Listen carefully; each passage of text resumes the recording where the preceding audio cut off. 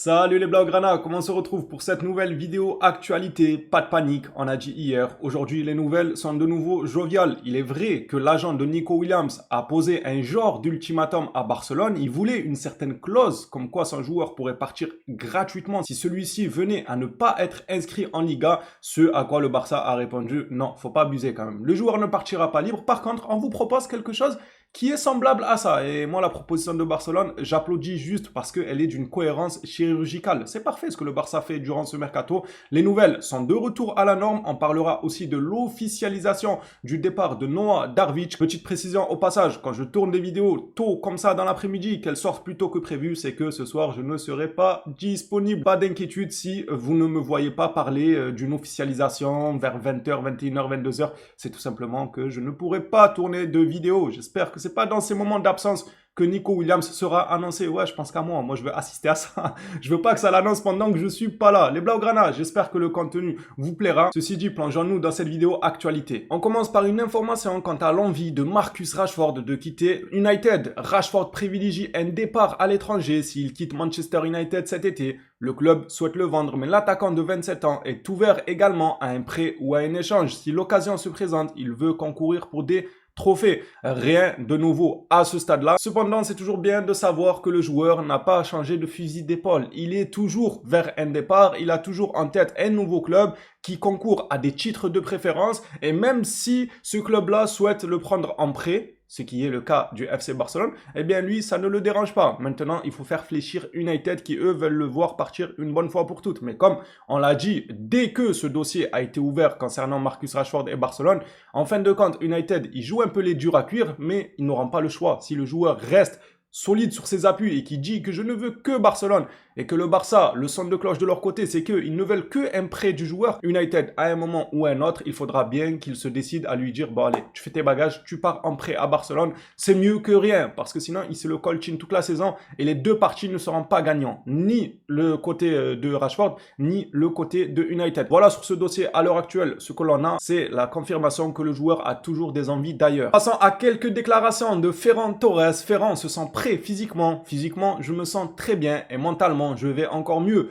Je continue à m'entraîner pour revenir au plus vite avec l'équipe et j'espère que cette saison sera aussi spéciale que la précédente. Écoute Ferran, on l'espère tous. Que ce soit toi ou nous, on espère tous que tu sois dans la dynamique de la saison dernière parce que ça peut que faire du bien à Barcelone. Évidemment, le jeune joueur espagnol n'a pas échappé à la question la plus brûlante de ces derniers temps. Le dossier Nico Williams. On lui demande, est-ce que vous voulez jouer avec Nico Williams? Non, il va dire non. Ouais, il va être devant la caméra, il va dire ouais, non, je veux pas jouer avec lui. Encore heureux qu'il va dire oui. En plus, c'est un Espagnol comme lui. Ferran Torres, oui, bien sûr, j'ai déjà joué avec lui en équipe nationale et nous pouvons former un solide trio offensif. Hein? Nous? C'est qui nous, Ferran? Attendez. Et nous pouvons former un solide trio. C'est qui nous? Toi avec eux? Non, en vrai, je vais pas le vanner. Ma parole que j'ai pas le droit de le vanner. Il fait une bonne saison, il nous a mis des buts, il a eu la finesse technique, une finition franchement au top. On ne peut pas dire grand chose. Il nous a aidé dans plusieurs matchs. J'espère qu'il va continuer comme ça, donc je vais pas le vanner sur ce fameux nous. Il a raison, laissez-le. Nous, oui, vous, il, les gars, laissez-le.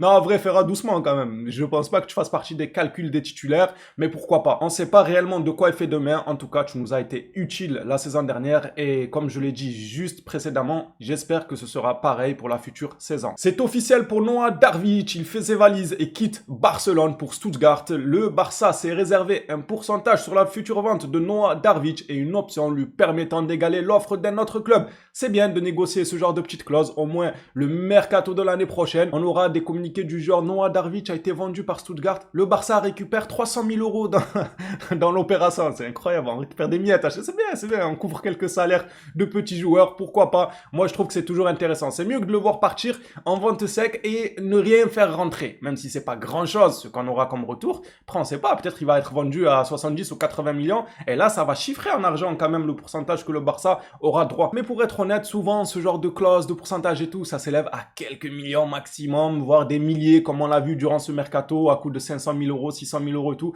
C'est toujours ça à prendre en vrai. On lui souhaite le bonheur à Noah Darvic, qu'il réussisse ailleurs, là où il n'a pas réussi à Barcelone.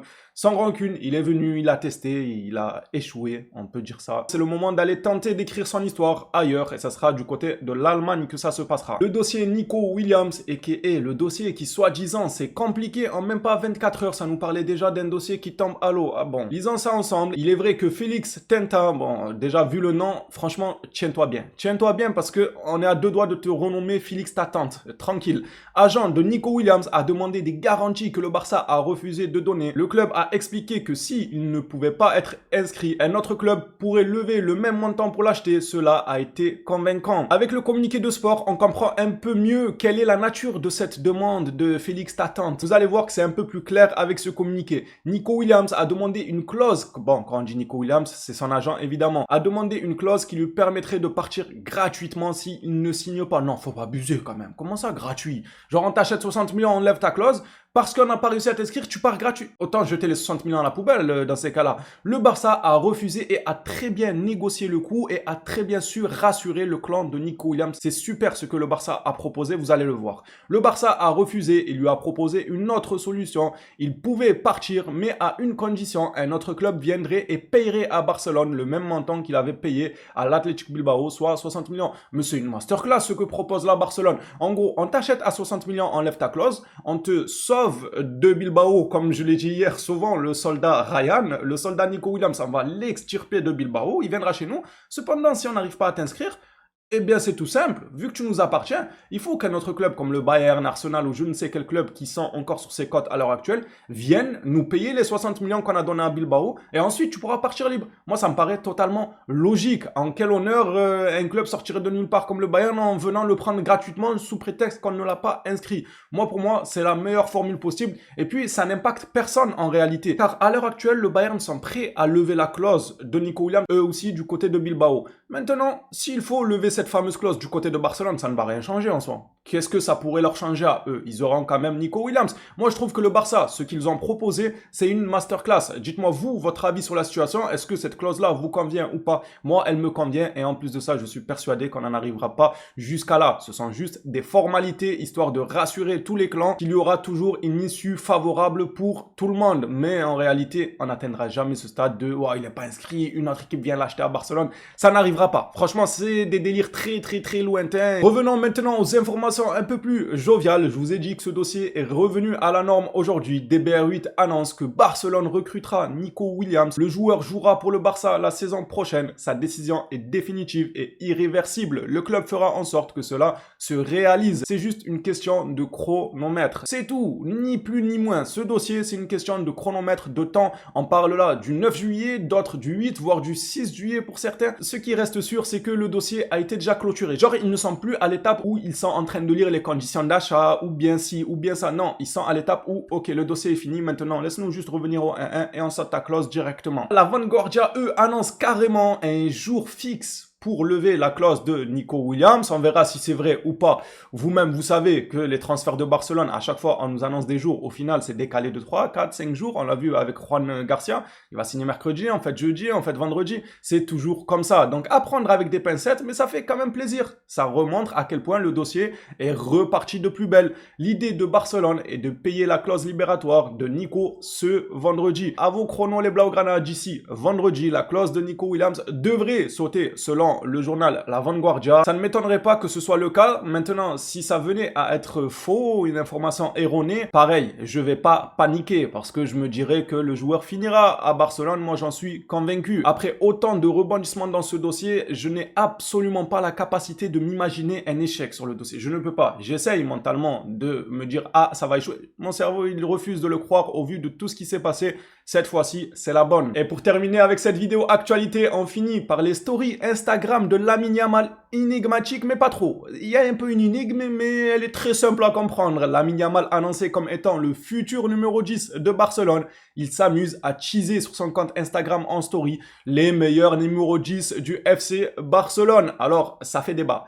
Ça fait beaucoup de débat parce que en gros, il s'amuse à mettre chaque jour un numéro 10 de Barcelone. Et évidemment, la finalité de cette story-là sur les réseaux, c'est qu'à la fin, le jour J, lorsqu'il est annoncé étant officiellement le nouveau numéro 10 de Barcelone, il met son nom en story avec le numéro 10 en mode « c'est moi la relève, c'est moi qui prend la suite pour perpétuer ce numéro légendaire. Il y a quelques jours, on a eu le droit à Maradona. Il a mis Maradona dans sa story. Les pro-Messi se sont un peu excités en disant mais comment ça il met Maradona pour annoncer son futur numéro 10 mais il ne met pas Lionel Messi. Alors quelques jours après, le joueur a sauté Riquelme et Rivaldo, il me semble que eux n'ont pas été mis sur la story du joueur, ainsi que Romario pour arriver directement à Ronaldinho. Donc il a mis Maradona, ensuite Ronaldinho, et maintenant la question que se posent les internautes, c'est qui il va mettre lors de la prochaine story. Est-ce qu'il va mettre Lionel Messi ou est-ce que ça sera le moment où il sera annoncé en tant que 10 et qui se mettra lui-même en numéro 10? Alors, les internautes se posent cette question parce que beaucoup mettent en avant le fait qu'il y aurait un probable conflit entre Lamine Yamal et Lionel Messi.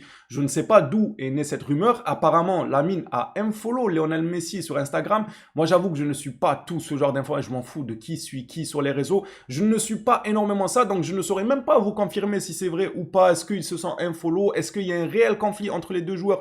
À l'heure actuelle, je suis comme la plupart, je regarde ça de loin. Moi, mon avis penche plutôt vers le fait que Lamine Yamal mettra Lionel Messi. Même si vous me confirmez dans l'espace commentaire qu'il y a bien un conflit entre les deux joueurs, je pense que par respect, pour rester dans l'esprit sportif, il mettra Lionel Messi et ensuite il se mettra lui en tant que numéro 10. Bon, avec tout le respect qu'on a pour les autres, je ne pense pas qu'il mettra Ansu Fati par exemple. Peut-être qu'il le fera pour des questions de formalité parce que c'est son ami, mais il le fera pas pour une question sportive parce qu'Ansu Fati avec le numéro 10 à Barcelone, voilà quoi, c'est loin d'être une légende. Du coup, la grande question que tout le monde se pose à l'heure actuelle, c'est est-ce qu'il va faire passer Lionel Messi dans sa story avant de s'annoncer lui-même en tant que numéro 10 ou est-ce qu'il va s'annoncer directement lui-même en snobant un peu Lionel Messi? Moi, je vous l'ai dit, conflit ou pas conflit, là, on reste dans le cadre sportif, on reste dans le cadre professionnel, j'ai envie de dire. Donc, je pense que Messi passera sur sa story malgré tout les quiproquos qu'il peut, soi-disant, y avoir entre les deux hommes. Et d'ailleurs, si certains sont informés sur tout ce qui est infollow sur les réseaux et tout, faites-nous part de ce qui se passe dans l'espace commentaire. Quel a été le mobile de cette Discord? Parce que j'arrive pas à savoir pourquoi il se serait pris la tête. Il lui a donné un bain et tout quand il était bébé. Les gars, pourquoi il se serait pris la tête, les deux hommes? Je n'en ai aucune idée, à vrai dire.